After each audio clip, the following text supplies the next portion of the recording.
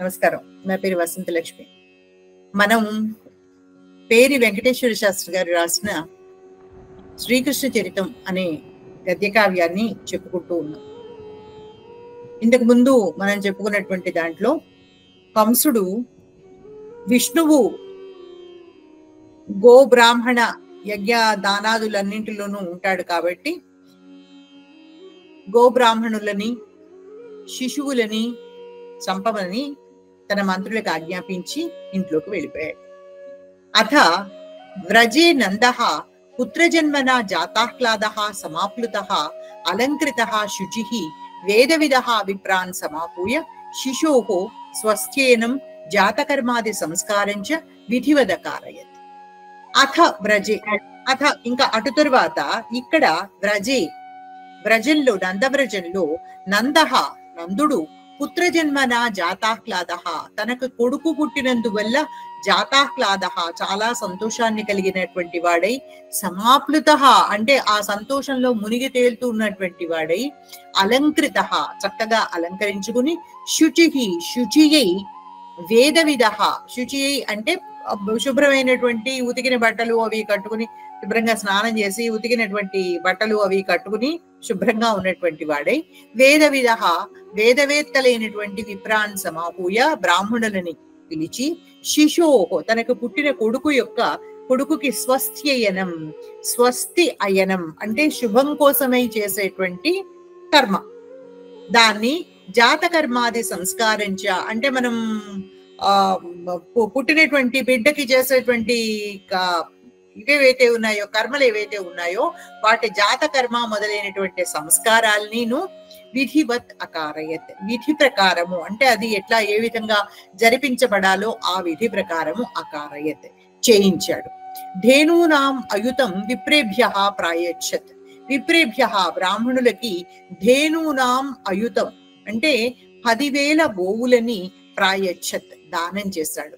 అన్యాని దానాన్ని విధివత్ అకార్షీత్ అన్యాని దానాన్ని ఇతర దానాలని కూడా వస్త్రదానము ధనదానము మొదలైనటువంటి భూదానము ఇట్లాంటి ఇతర దానాలని కూడా విధి ప్రకారము అకార్షీత్ చేశాడు. సూత మాగధ వందినః గాయకాః విప్రాశ్చ సూతులు అంటే రథాన్ని తోలేటువంటి వాళ్ళు, మాగధులు అంటే ఏమిటి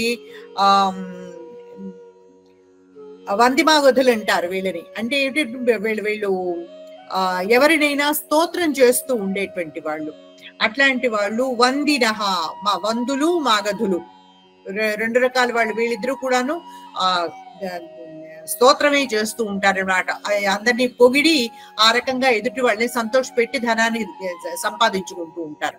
వాళ్ళు గాయకాహ పాటలు పాడేవాళ్ళు, విప్రాహ బ్రాహ్మణులు అందరూ కూడా సౌమంగళ్య గిరహ సమూచుహు అంటే ఈయన ఇంట్లో పుత్రజననం జరిగింది కాబట్టి ఆనంద సమయం కాబట్టి ఈ ఆనంద సమయంలో వాళ్ళందరూ వచ్చి వీళ్ళకి సంతోషాన్ని కలిగించేటట్లుగా వీళ్ళు మాట్లాడి సౌమంగళ్యాన్ని సుమంగళత్వంతో కూడి ఉన్నటువంటి వాగ్గిరహ మాటలని అంటే ఏంటంటే మీకు శుభం కలుగుగాక, మీకు ఇప్పుడు మీకు ఆచంద్రార్కం వంశాభివృద్ధి జరుగుగాక, ఇట్లాంటి సౌమంగళ్యము ఏదైతే ఉందో వాటన్నింటినీ దానంతటినీ తెలియజేసేటువంటి గిరహ మాటలని సమూచుహు వీళ్ళందరూ చెప్పారు. మంగళవాద్య ఘోషశ్చ భూనభోంతరం భిందన్ యజృంభత ఇంకా మంగళవాద్యాలు అంటే మామూలుగా మనకి ఇంట్లో శుభకార్యం జరుగుతూ ఉంటే మంగళవాద్యాలు జరగడం అనేటువంటిది మామూలుగానే ఉంటుంది కదా. ఈ మంగళవాద్య ఘోష అంటే ఈ నందుడికి చాలా కాలం సంతానం లేక బాధపడుతూ ఉండి కలిగినటువంటి సంతానం, అందువల్ల ఈ మంగళవాద్యాల యొక్క ఘోష శబ్దం ఎలా ఉంది అంటే భూనభోంతరం భూమి ఆకాశము వీటి మధ్య అంతరము మధ్య భాగం ఏదైతే ఉందో దాన్ని భిందన్ బద్దలు కొట్టేటట్లుగా భూనభోంతరాళాలు బద్దలయ్యేటట్లుగా విజృంభించింది. సర్వోపి వ్రజః పల్లవ తోరణైః పతాకా ధ్వజ మాలికాదిభిః సమలంకృతః ఆసీత్. సర్వః అపి వ్రజః వ్రజమంతా కూడాను ఈ వాళ్ళ ఆ పల్లె అంతా కూడా వ్రేపల్లె అంతా కూడాను పల్లవ తోరణైః చిగురుటాకుల యొక్క తోరణాలతో అంటే మనం మామూలుగా మామిడాకుల తోరణాలు కట్టుకుంటాం కదా, అలాంటి తోరణాలు.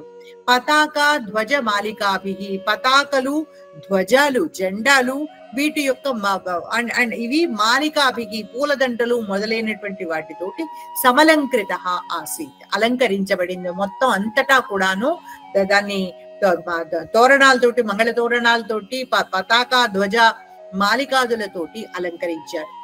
గోపాశ్చ బహూన్యుపాయనాని ఆజగృహు. గోపాహ, గోపాలకులందరూ అంటే నందుడి యొక్క ఏలుబడిలో ఉన్నవాళ్ళు కదా వాళ్ళందరూ. వాళ్ళ నాయకుడికి సంతానం కలిగేసరిగలా 1000 గోపాలకులు అందరూ కూడాను బహూని ఉపాయనాన్ని, ఎన్నో రకాలైనటువంటి ఉపాయనాలు అంటే కానుకలని ఆజహృహు తీసుకొచ్చి ఇచ్చారు ఆయనకి. గోప్యశ్చ యశోదాయాః సుతోదయమాకర్ణ్య ప్రముదితాః విచిత్ర వస్త్రాభరణాదిభిః అలంకృతాః ధృతతరం నందాలయముపేత్య హరిద్రాచూర్ణ తైలాదిభిః శిశుమాసిచ్య అగరుధూపైర్ధూపయిత్వా ఆశిషః ప్రాయుంజత. ఇంకా గోప్యశ్చ, గోపికలు, ఆ గోపాలకుల యొక్క భార్యలు, ఆ గోపికలందరూ యశోదాయాః సుతోదయం ఆకర్ణ్య, యశోదకు సుతోదయము కొడుకు పుట్టినటువంటి సంగతిని ఆకర్ణ్య విని ప్రముదితాః చాలా సంతోషపడినటువంటి వాళ్ళే విచిత్ర వస్త్రాభరణాదిభిః అలంకృతాః. విచిత్ర అంటే రకరకాల రంగులతో కూడి ఉన్నటువంటి రంగురంగుల వస్త్ర ఆభరణాదిభిః, రంగురంగుల వస్త్రాలు, ఆభరణాలు, వీటన్నింటితోటి అలంకృతాః అలంకరించుకున్నటువంటి వాళ్ళై ధృతతరం తొందరగా నందాలయం ఉపేత్య అంటే ఈ గోపాలకులందరూ వచ్చి నందుడికి కానుకలు ఇచ్చారు. ఈ గోపాలకుల కంటే వీళ్ళు ఇంకా తొందరగా వచ్చారనమాట. ధృతతరం అంటే మరీ తొందరగా, భర్తల కంటే కూడా చాలా తొందరగా నందాలయం ఉపేత్య, నందుని యొక్క ఇంటికి ఉపేత్య వచ్చి చేరుకుని హరిద్రాచూర్ణ తైలాదిభిః శిశుం ఆశిచ్య. హరిద్రాచూర్ణము అంటే పసుపు, తైలము, నూనె మొదలైనటువంటి వాటితో అంటే నూనె రాసి నలుగు పెట్టి, పసుపు నలుగు పెట్టి శిశుం ఆశిచ్య, శిశువుకి పసివాడికి నీళ్లు పోసి పసివాడికి స్నానం చేయించి అగరుధూపయిత్వా, మరి పుట్టినటువంటి పసిపిల్లలకి నీళ్లు పోసిన తర్వాత మనం ఏం చేస్తాం, సాంబ్రాణి పొగ వేస్తాం.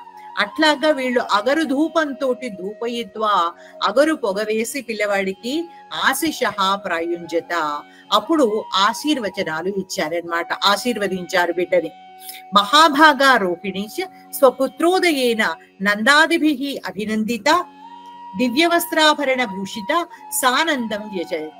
మహాభాగా, మహాభాగురాలైన గొప్ప భాగ్యం కలిగి ఉన్నటువంటి రోహిణి కూడా, రోహిణి ఎవరు, వసుదేవుడి మొదటి భార్య.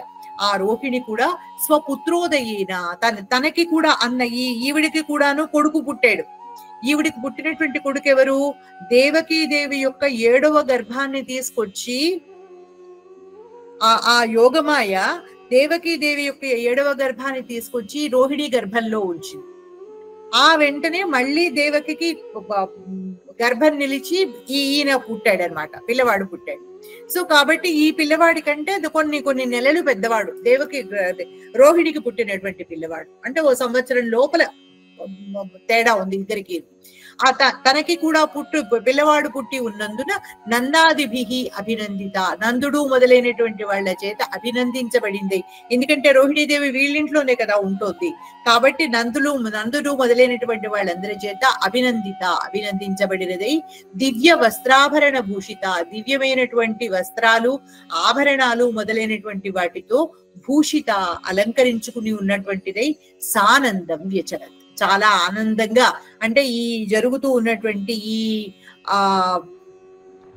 పండగలో ఆవిడ కూడా పాలు పంచుకుందన్నమాట. తదారభ్య నందవ్రజే హరేర్ నివాసేన సర్వ సమృద్ధి ఆసీత్.